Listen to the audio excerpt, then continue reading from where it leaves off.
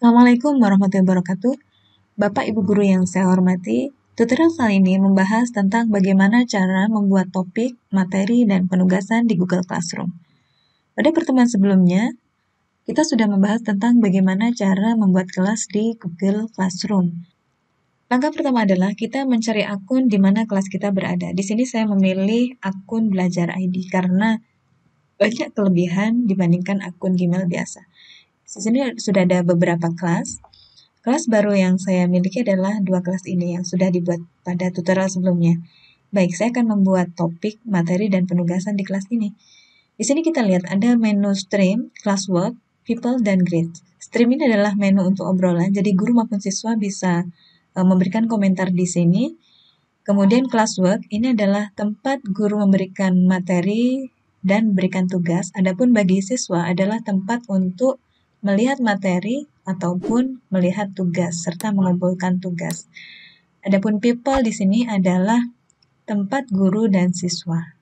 Ini nampak masih kosong karena belum diundang. Adapun grade ini adalah nilai siswa yang sudah masuk. Kita bisa melihat dari kelas saya pada tahun sebelumnya di sini. Di sini obrolan yang sudah nampak ya. Obrolan terbaru itu ada pada bagian atas. Nah, kita lihat di bagian classwork, di sini sudah banyak topik yang sudah mengisi. Topik yang paling baru itu ada di atas. Yang paling lama ada pada bagian bawah. Kita lihat, topik yang paling awal adalah pengukuran. Nah, kemudian di dalam topik ini berisi materi maupun penugasan. Kita lihat, kalau logonya seperti ini adalah materi, kalau yang seperti ini adalah penugasan. Kita lihat pada bagian people, di sini ada guru dan ada siswa. Adapun grade, di sini adalah kumpulan nilai dari siswa selama 1 semester. Sangat mudah sekali. Baik, sekarang kita akan memulai membuat topiknya. Pertama, kita klik create, kemudian kita klik topik. Topik pertama adalah pengukuran. Pada bagian topik ini akan berisi materi. Saya akan berikan materi dulu.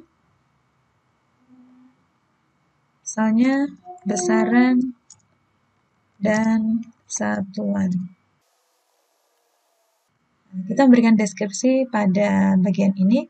Kemudian di sini kita bisa memberikan rujukan bagi siswa. Misalnya di sini kita berikan dari YouTube. Nah, ada beberapa jenis yang bisa kita berikan pada siswa. Bisa berupa YouTube, bisa juga berupa link. Misalnya saya akan mencari link untuk besaran dan satuan. Nah, misalnya di sini. Nah, di sini kita bisa mengambil link dari bagian ini, kemudian kita copy, kemudian kita pastekan di sini. Kemudian cara yang lain adalah dengan melampirkan file. Misalnya saya upload dari laptop saya. Misalnya ini saya klik filenya.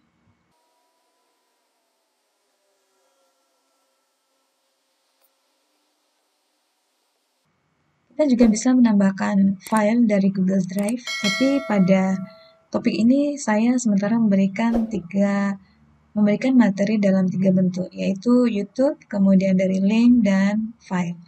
Kemudian di sini kita klik, kita tentukan topiknya, yaitu topik pengukuran.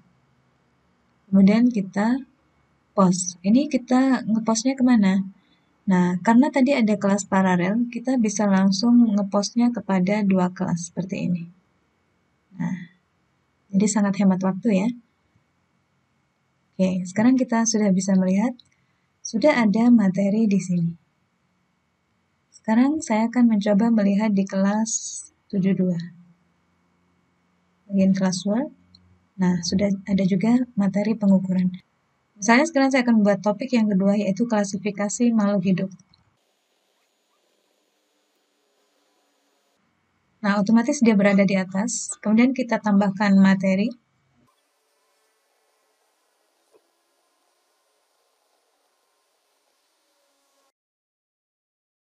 Jadi Bapak Ibu bisa memberikan arahan kepada siswa apa yang harus dilakukan terhadap materi ini. Misalnya saya akan lagi memberikan materi dari YouTube. Kita bisa memberikan link seperti tadi. Kemudian ini akan saya tentukan topiknya, yaitu pada klasifikasi makhluk hidup. Kemudian ini akan kita post juga di kelas 71. Kita lihat di sini otomatis akan muncul materi dan topik itu pada kelas 71 dan kelas 72. Selanjutnya, bagaimana cara kita membuat penugasan? Jadi, kita pastikan ketika memberikan penugasan kepada siswa, kita tidak masukkannya dalam materi, sehingga nanti akan muncul secara otomatis pada bagian grade, dan kita bisa menilainya. Nah, kalau penugasan itu dalam bentuk kuis, maka kita bisa membuatnya di sini.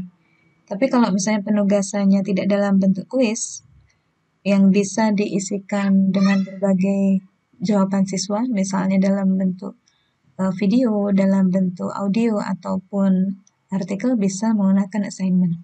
Misalnya di sini saya akan berikan penugasan besaran pokok yang ada di rumah. Oke, di sini kita tidak melampirkan apa-apa. Kemudian kita tentukan due date-nya. Misalnya due date-nya tanggal 21 Juli. Time-nya optional berarti ini sebelum jam 12 malam. Ini kita menugasnya kepada siapa? Topik ini adalah pada pengukuran.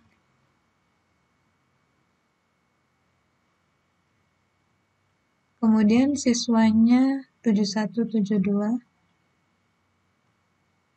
untuk semua. Penugasan yang kedua bisa berbentuk dalam quiz assignment. Nah, di sini kita bisa membuat quiz baru. Ini kita bisa mengujinya sehingga nanti siswa tidak bisa mencontek.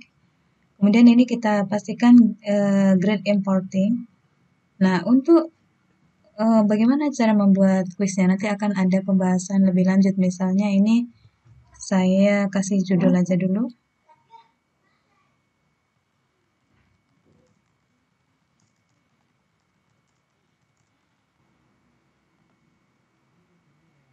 Ini kita kopikan di sini,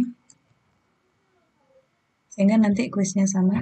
Untuk isi kuis ini insya Allah akan saya sampaikan pada tutorial selanjutnya.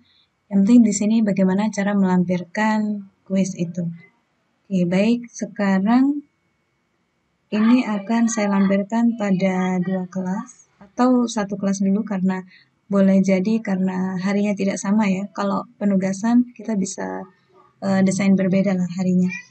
Nah, due date-nya misalnya saya buat tanggal 21 Juli, time-nya opsional, tapi kalau kita meminta siswa itu tepat waktu, kita bisa membuatnya jam tertentu. Ini tadi pada topik pengukuran. Kita bisa menugaskannya secara langsung atau menskedulkannya. Nah, di sini saya akan saya jadwalkan, misalnya jam 8 pagi akan muncul di kelas siswa sesuai jadwal. Nah, seperti ini. Ini masih berwarna abu-abu. Ketika sudah masuk pada jadwalnya, maka nanti otomatis akan menjadi warna biru dan bisa diakses oleh siswa.